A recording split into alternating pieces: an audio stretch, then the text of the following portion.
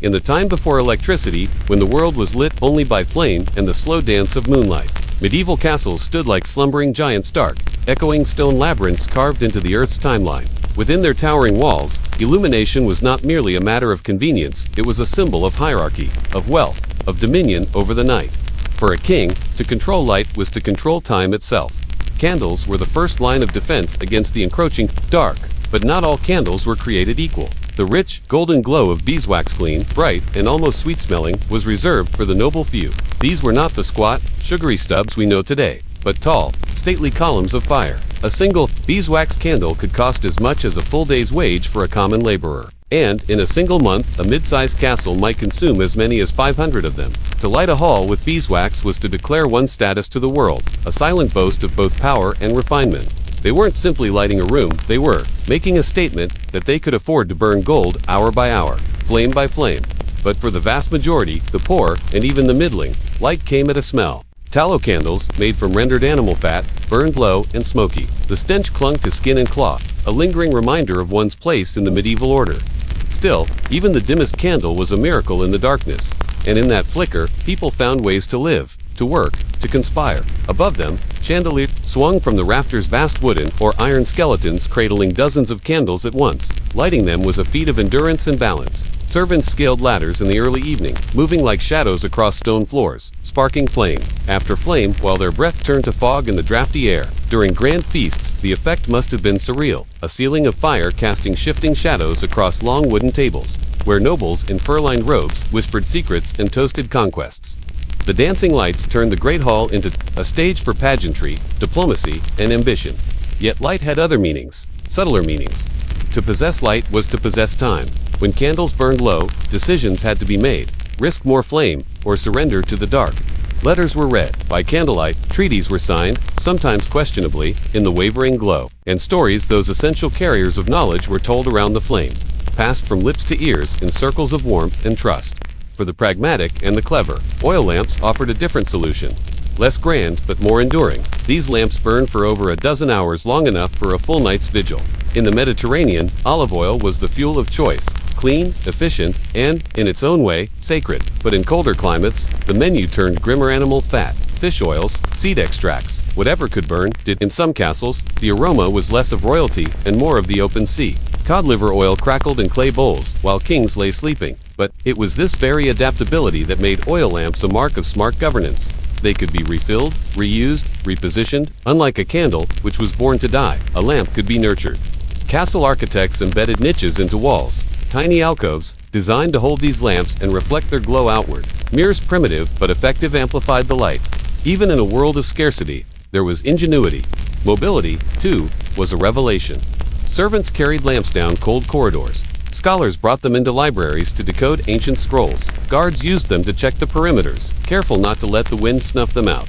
In those hours after the sun fell, but before dreams took hold, the castle came alive in a quiet choreography of moving light. But if candles whispered and lamps hummed, torches shouted. Torches were the pyrotechnics of medieval illumination. Massive, flaming staves soaked in resin and tree sap, they blazed defiantly against the night. In moments of ceremony or crisis, they transformed courtyards and gates into theaters of fire. Wall-mounted sconces lined narrow halls, turning every step into a flickering path of gold and shadow. Courtyard torch stands, sometimes ornate, sometimes brutal, lit royal announcements, executions, and dances alike. The fuel requirements were staggering. Over a ton of wood per month, just for torches. Forests were felled to feed the flame. The men who harvested this, woodlumberers and haulers, formed the unsung backbone of castle illumination. Without them, the night would have swallowed the realm whole. And yet, the torch was never meant to be permanent. Its glow was bright, but its life brief. Like the short reigns of many who held power in these walls, torches burned fast, hot, and were quickly replaced. Still, even torches had their limits. For lasting warmth and constant light, nothing matched the fireplace. More than a utility, the hearth was the beating heart of every castle. From the cavernous great hall to the king's private chamber, each fire told a story, some of heat, others of hunger, some of joy, many of survival. A castle might burn through 100 cartloads of firewood each month, not to cook, not to boil water, but simply to exist in the cold stone reality of its own design. These hearths were more than functional. They were decorated, monumental, statements of wealth and taste. Nobles commissioned intricate carvings, symbols of lineage, power, and piety etched into the stone above the fire. The flames themselves provided little light, just a halo of warmth, but that was enough to draw courtiers and conspirators close. Around the hearth, marriages were arranged, alliances were whispered, betrayals were plotted. Flames don't judge. But even with all these human-made flames, there were limits. Darkness still reigned, which is why the people of the medieval world evolved a different rhythm of life, one that has long since disappeared into the folds of modernity. It was called segmented sleep. Today, we imagine night as a single block of unconsciousness. But in the medieval mind, night was twofold. First sleep began shortly after dusk and lasted several hours. Then came a strange, quiet wakefulness, a window of alertness between midnight and dawn. During this time, letters were written, prayers were whispered, and silent conversations were held in dim candlelight. A second sleep would follow, carrying people into the dawn. This pattern wasn't an eccentricity, it was a necessity. The long hours of darkness made single sleep impractical. And so, within castles across Europe, life stirred when the world assumed it was at rest. In this in-between time, kings would pace their halls, checking on guards or scribbling notes under trembling candlelight. Servants might begin early preparations for the next day's meal. Lovers met, secrets were shared. Even the walls listened. And when light returned slowly, almost reverently, the castle shifted again. Sunlight was the most precious illumination of all. The architecture itself bent toward it. Windows, narrow and deep, were positioned with geometric precision to catch the morning or afternoon light. In the great halls, the largest arched windows faced east or south, flooding the space when the sun was highest, allowing for court to be held in splendor. But sunlight was more than practical, it was symbolic. To be seen in sunlight crowned, robed, adored was to claim a kind of divine favor. Castle courtyards acted like primitive solar farms, drawing nobles, warriors, and workers into their open, bright embrace. Swordplay, council meetings, even punishments, these all unfolded beneath the sun. Builders chose hilltops for elevation, not only for defense but to catch longer hours of light. The placement of windows, doors, and staircases reflected an intuitive understanding of solar geometry centuries before the science was named. And when the sun faded again, they turned to the moon. And so the moon rose, ancient guardian of the hours when secrets stir and shadows breathe. Its pale glow, fragile yet unwavering, slid through arrow slits and narrow windows, casting silver ribbons along the stone floors of sleeping castles. For the watchmen on the battlements, a full moon was a gift, a chance to see movement at the edge of the tree line, to read the landscape like a manuscript written in shifting shades of gray. But moonlight, for all its quiet beauty, was a fickle ally. One bank of clouds, a drifting mist, and the world could vanish again into velvet darkness. Yet within that darkness, life pulsed on. Diplomats arranged clandestine meetings under the cover of moonlit courtyards, hushed negotiations that shaped kingdoms while the rest of the realm dreamed. Some kings timed important treaties or covert alliances to coincide with the full moon's light, believing it lent an air of divine witness to human promises. The moon, after all, saw what the sun could not, the true face of those who spoke words meant to bind or betray. But even moonlight had its limits. And so the people turned to the humblest flicker of all, the rushlight. Imagine a servant in the back corridors of a castle, clutching one of these slender reeds dipped in animal fat, its flame sputtering yet brave. Unlike the stately beeswax candles or the grand oil lamps of the lords, the rushlight was the poor man's torch, crude but kind. Each stem burned for barely half an hour, yet in that short glow, letters were written, wounds were tended, stolen kisses were exchanged. It was democracy by flame, a light any soul could afford, no matter how lowly their station. Making rushlights was a simple but pungent affair. Bundles of rushes were peeled, leaving just enough skin to hold the fragile pith together. Then, they were dipped, over and over, into the greasy remains of the kitchens. In a world that wasted nothing, even the drippings from the roasting spits found purpose, and when these little tapers were set alight, they stitched moments of humanity into the deep hush of the castle night. But light was more than flame. It was design. Castle architects understood this, though they may not have spoken of it in the language of our modern blueprints. They knew that to command the sun and moon was to command the hours when intrigue could unfold safely. So they built, with shadows and illumination in mind, threading corridors with niches for lamps, placing windows like hidden eyes where dawn could spill through and push back the night. Some of these design secrets are still visible if you stand within the crumbling bones of old fortresses today. You'll see the high-arched windows that gather first light, the alcoves cut into stone for oil lamps to rest like patient sentinels. You'll find fireplaces positioned not just for warmth but to draw people into their glow, to pull confessions and conspiracies from cold lips. It's easy to imagine how this choreography of light shaped the castle's pulse. The Great Hall, for instance, the beating heart of any fortress, was more than a feasting chamber. By day, sunlight poured through its stained glass, illuminating banners that dripped with the symbols of noble bloodlines. At dusk, servants scurried to fill the iron chandeliers with new candles. Each flame a tiny declaration that the realm could hold back the dark for one more night. And when the last candle guttered out, only the embers of the hearth remained, whispering secrets to those still awake enough to hear. Consider the smaller chambers, the libraries, the chapels tucked away in thick walls. These places drew those who sought more than warmth. They came for knowledge, for a chance to read what few could read. Illumination, in these rooms, was as fragile as the manuscripts themselves. A scribe bent over a parchment by the light of a single beeswax candle could spend an entire night etching lines that would outlast kingdoms. The candle's glow flickered over Latin verses, arcane diagrams, or forbidden marginalia, tiny notes that hinted at knowledge meant to stay hidden. To copy a page by firelight was to risk blindness. To read it was to risk being changed forever. It is said that in the deepest reaches of some castles, beyond the kitchens and storerooms, there were hidden vaults, chambers where only the trusted could bring a lamp or torch. There, monks or royal scribes guarded forbidden texts, grimoire treatises on lost technologies, scrolls that had survived the burning of older libraries. They kept their secrets by lamplight, each flame a flicker of defiance against the oblivion of forgetfulness.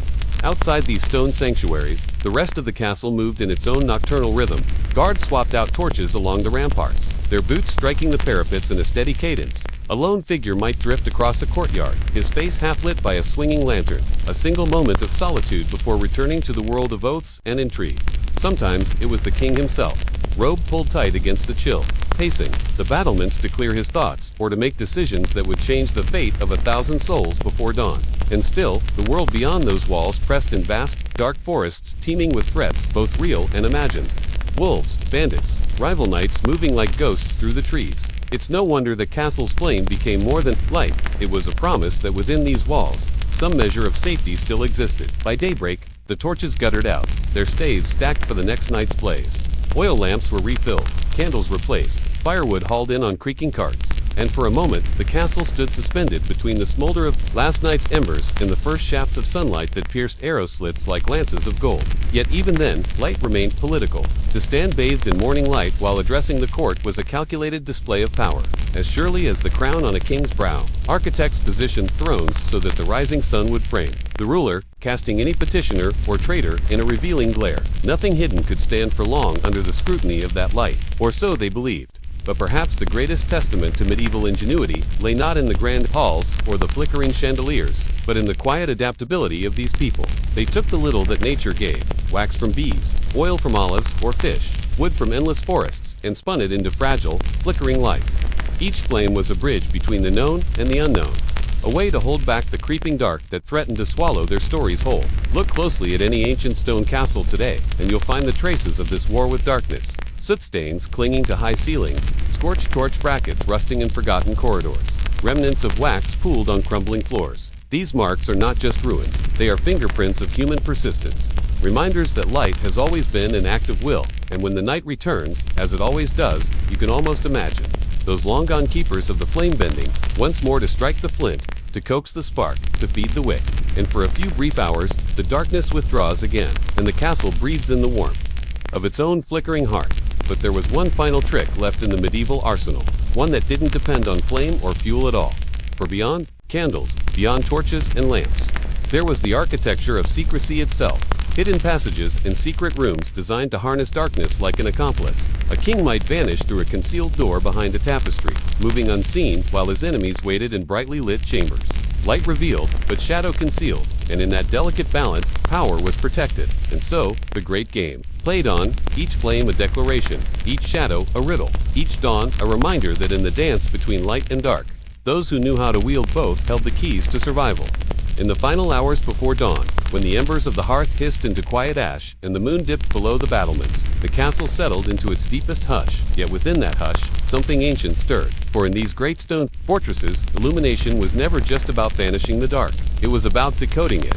Because the night, in the medieval mind, was never empty. It was crowded with things unseen, truths half buried, stories that could slip through the cracks of reason like smoke through a drafty corridor. And so, while candles sputtered and rushlights flickered out, the real guardians of the castle's memory sat hunched over vellum and ink, capturing what the flame revealed before the dark could reclaim it.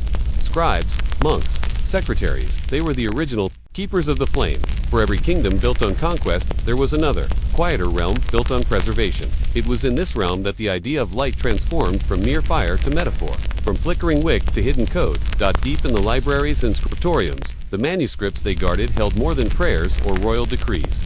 Some contained the blueprints of vanished knowledge, instructions for water wheels that turned rivers into power, for siege engines that could reduce walls to rubble, for tinctures and salves lost to time. Others whispered of stranger things still, mechanical curiosities that walked without horses, relics from an age before the castle walls rose from the bedrock.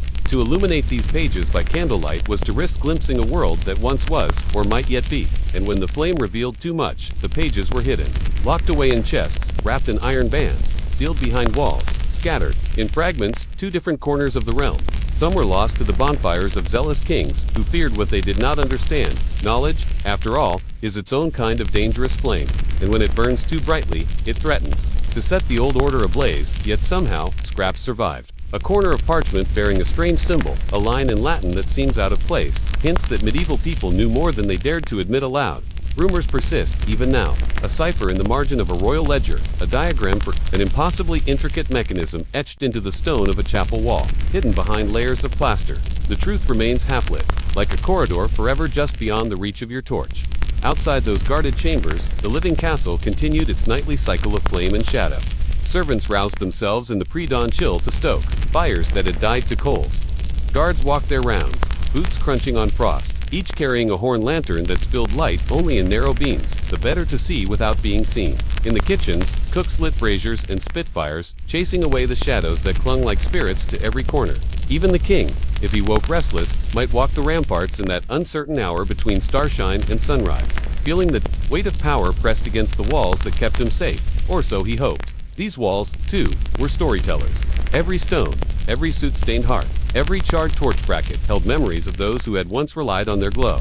Look at the scars on the stairwell where candles guttered and dripped, forming hardened rivers of wax. Imagine the echo of footsteps along corridors lined with torch sconces, each sconce a sentry marking the boundary between the known and the waiting dark. It is said that some castles still hold echoes of these flickers that late at night, if you stand very still, you can hear the soft strike of flint, the hush of a match catching, the rustle of a figure moving with a rushlight held low, searching for something long since forgotten. But even the best guarded flame fades eventually. A kingdom's stockpile of candles can run dry. Forests can be stripped of timber for torches and hearths, which is why the greatest minds of the age, those whose names do not appear in the royal chronicles, turned to the sun and stars. Themselves, they studied the paths of daylight through narrow windows, the angles at which the sun struck the keep at different seasons, the way moonlight might spill through a hidden oculus to mark a particular day. In doing so, they built castles that were themselves sundials, calendars in stone. Some say these designs held deeper meanings. Encoded within their geometry were alignments to ancient sites, star patterns, or the movements of constellations, no longer charted in our night sky. Even the rhythms of segmented sleep, so alien to us now, fit this deeper pattern. In those waking hours between first and second sleep, when the world lay in velvet quiet, a candle could become a doorway. One might consult a codex that dared to speak of stars as pathways, or sit in prayer and feel the brush of something otherworldly, a sense that time did not move in a line but in circles, echoing like footsteps in an empty hall. For some, these hours were the closest they would ever come to stepping outside the castle's walls, into a wider mystery. So, what remains of that mystery now? When we stand inside these ruins, our eyes adjusted to electric light, our nights never truly dark. Do we feel what they felt? Can we sense the weight of a single candle burning through the blackness like a promise? Can we grasp how a flickering rushlight could change the fate of a servant, or how a chandelier of beeswax might dazzle an entire court into awe and submission? Perhaps the truth is this: the medieval struggle with darkness was never just about survival. It was an attempt to hold on to stories, to protect the fragile flame of human curiosity against the void. They lit their castles like beacons, each flame a declaration that knowledge, even forbidden knowledge, must outlast the night. And when the final torch died and the last candle guttered out, the darkness did not win. It merely receded, waiting for the next hand to strike flint to stone, the next mind to question, the next heart to believe there was more hidden in the shadows than the world would ever admit. So, the next time you stand before an ancient castle, or gaze at a flickering candle in your own quiet room, remember this: every flame we kindle is a message to the dark. A message that we will not surrender to it, that we will keep watch, keep wondering, keep searching the shadows for the truths our ancestors once held so carefully in the flickering glow. For even now, centuries later, we live in the legacy of their light. And somewhere, in the hush before dawn, if you listen closely, you might hear it too, the echo of a match struck, a wick catching fire, the soft vow that in the deepest dark, we will always find a way to see.